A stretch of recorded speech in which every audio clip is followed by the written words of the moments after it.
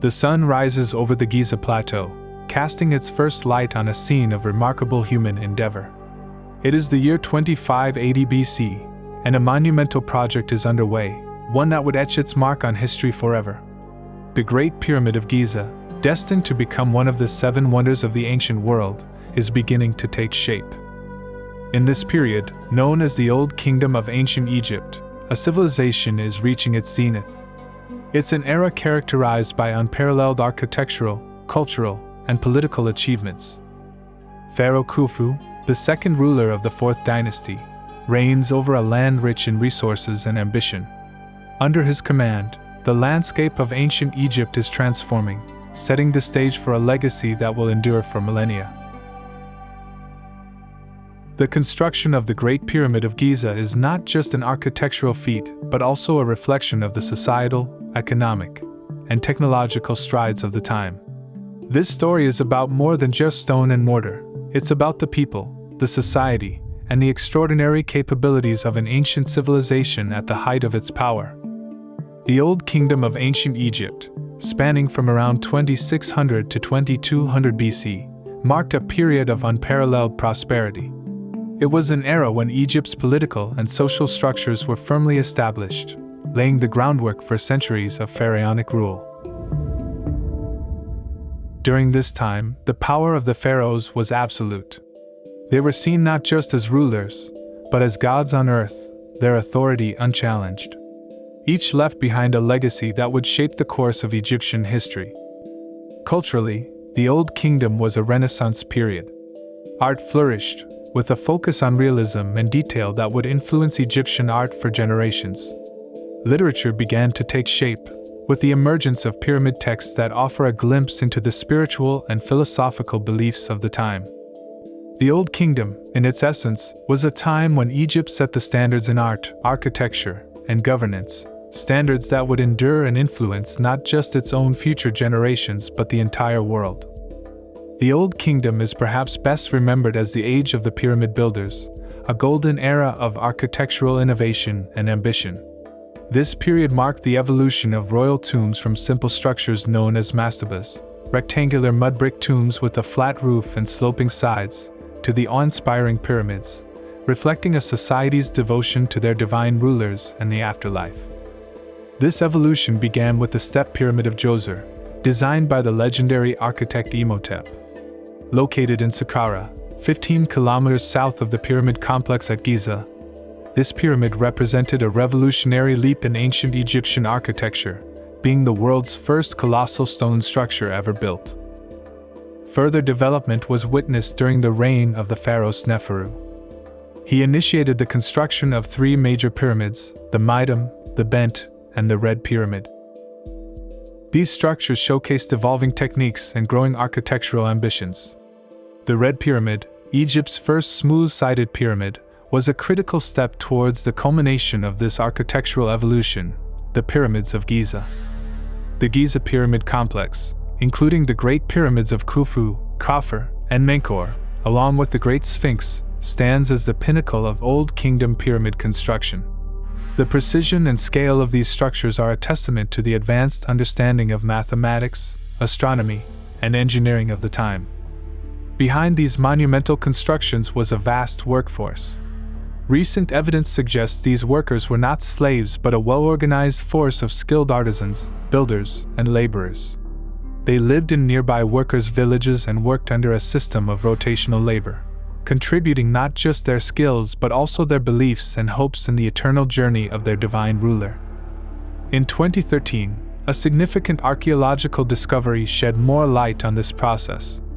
The Diary of Mira, written in around 2500 BC, is a collection of logbooks written by a mid-ranking Egyptian with the title of inspector.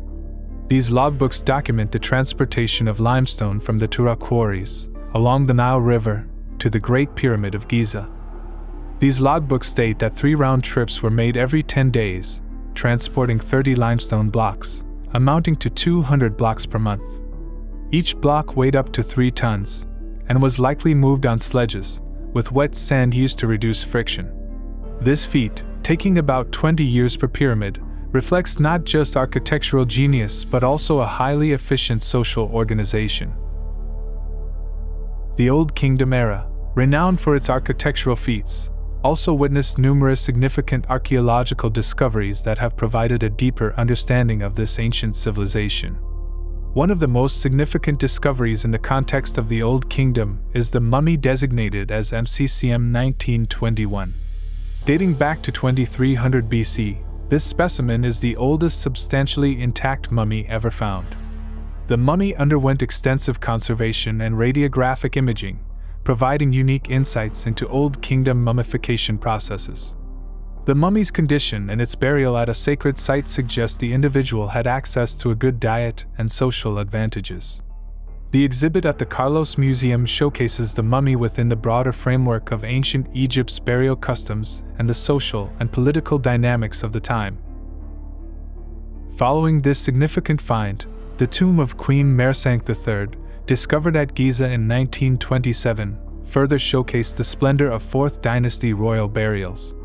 The intricate carvings and detailed reliefs inside her tomb provided historians with invaluable insights into the artistic and cultural practices of the era, especially those pertaining to the lives of royalty. Lastly, the discovery of a series of medical treatises, dubbed the Healer's Scrolls, in a tomb near Memphis, has revolutionized our understanding of Old Kingdom medicine. These scrolls, containing detailed anatomical diagrams and herbal remedies, highlight the advanced medical knowledge and practices of ancient Egyptian healers. Examples of treatments found in these medical texts reveal ancient Egyptian methods for addressing common ailments. For birth control, a mixture of dates and acacia was applied. The scrolls prescribe a blend of elderberry and milk for the treatment of diabetes, while constipation and migraines were treated with simple combinations like berries with beer, or a clay crocodile effigy, demonstrating the ancient Egyptians' diverse approach to medicine. These discoveries, each with their unique insights and mysteries, paints a vivid picture of a society rich in cultural depth, scientific knowledge, and artistic innovation. The Old Kingdom of ancient Egypt was not only a time of monumental architectural achievements, but also a period rich in cultural and social complexity. The societal hierarchy was rigid, with the pharaoh viewed as a god-king and the ultimate authority of the land. Nobles and high-ranking officials, including the vizier, formed the upper echelons of society, often closely related to the pharaoh by blood or marriage. This hierarchy is well documented through a wealth of archaeological evidence, including the tomb of Heminu, a vizier from the Old Kingdom, and the architect of the Great Pyramid of Giza, whose resting place reveals much about the administrative complexities and societal structures of the Old Kingdom. The vizier was a position of immense power. As the pharaoh's chief advisor and the highest official in the land next to the king, the vizier's duties were vast and varied, overseeing the administration of the entire kingdom. This included managing the state's finances, supervising construction projects, administering the legal system, and ensuring the annual Nile flood effectively irrigated the fields. Complementing the vizier were other pivotal figures, each instrumental in the dynasty's intricate framework. The high priest occupied a sacred role in the religious and ceremonial realms. This is exemplified by the tomb of Senegimeb, a high priest interred in Giza, where the walls are adorned with exquisite paintings depicting a myriad of religious rites. The high-ranking position of scribe, meticulous recorder of state affairs and transactions, is exemplified in the tomb of Harkhuf, which contains his autobiography. Harkhuf's distinguished service earned him the role of governor of Upper Egypt. Carved on the outside of the soft flaking stone of the tomb are 58 lines, outlining his significance and virtues. Notably, the inscriptions detail his expeditions to Yam, in Upper Nubia, including journeys with gifts and diplomatic successes. The tomb also contains a letter from King Neferkare, expressing eagerness to see a pygmy that Harkhuf brought back as part of his expedition. Pygmies were a distinct ethnic group known for their small stature, with adult men on average less than 4'11". Their presence in ancient Egypt was a source of curiosity and interest among the Egyptian royalty.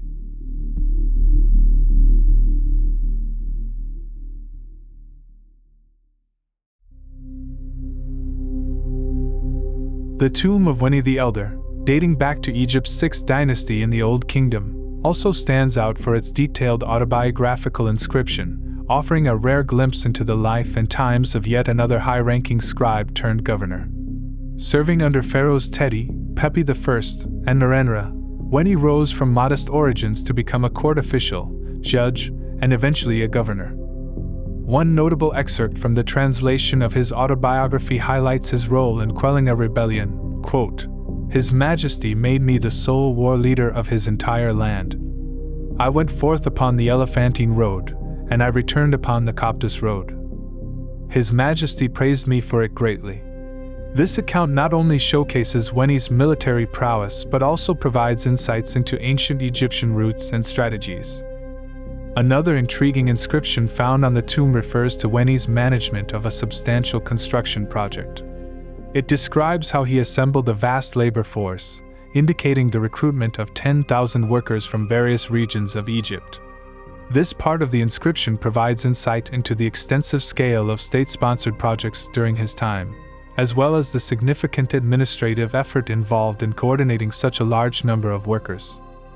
Weni's tomb inscription is significant for its detail and personal narrative, offering historians and archaeologists a unique perspective on the governance, military campaigns, and societal structure of the Old Kingdom.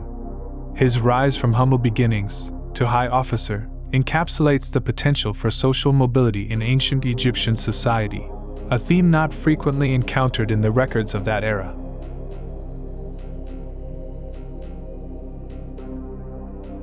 The decline of the Old Kingdom, an epoch that stood as a beacon of prosperity and architectural magnificence in ancient Egyptian history, unfolded through a confluence of intricate and deep-rooted issues, heralding the end of this illustrious era. At the core of the Old Kingdom's unraveling was a gradual erosion of pharaonic power. Intriguingly, this diminishing authority is starkly mirrored in the archaeological record, particularly in the tombs of provincial governors. These increasingly grand and independent burial sites reflect a shift in power dynamics, from a centralized pharaonic rule to a more fragmented, localized governance. This decentralization is further underscored by a discernible diversification in artistic and architectural expressions, moving away from the uniform grandeur of earlier dynasties to a spectrum of regional styles. Economically, the Old Kingdom found itself grappling with the burgeoning costs of its own ambitions. The monumental pyramid-building ventures, along with the sustenance of an extensive religious and administrative apparatus, began to strain the state's coffers. This financial encumbrance is palpably illustrated in the progressively modest scale of later pyramids and tombs, signaling a kingdom under economic duress. Compounding these political and economic tribulations were environmental challenges. Geological studies hint at severe droughts towards the latter part of the Old Kingdom. These droughts, impinging upon the vital Nile floods, would have crippled agricultural productivity, precipitating widespread famine. This ecological crisis likely exacerbated existing socio-political tensions, hastening the disintegration of the once unified state. The confluence of these multifaceted factors, a dilution of centralized authority, fiscal constraints, and environmental adversities, ushered in a period of turbulence and fragmentation known as the First Intermediate Period. This era was marked by a stark departure from the previous cohesion, witnessing regional strife and a pronounced breakdown of the established order. In essence, the decline of the Old Kingdom was a complex tapestry woven from political, economic, and environmental threads. The archaeological and geological records provide a silent testimony to this period of transition, marking a pivotal chapter in the annals of ancient Egyptian civilization and setting the stage for the emergence of the Middle Kingdom. The Old Kingdom, often hailed as the age of the pyramid builders, bequeathed to the world some of the most iconic architectural wonders. The Great Pyramid of Giza, in particular, stands as a testament to the ingenuity and sophistication of ancient Egyptian civilization. In the realm of art and literature, the Old Kingdom period saw remarkable advancements. The intricate relief work found in tombs and temples reflects a profound understanding of form, aesthetics, and symbolism.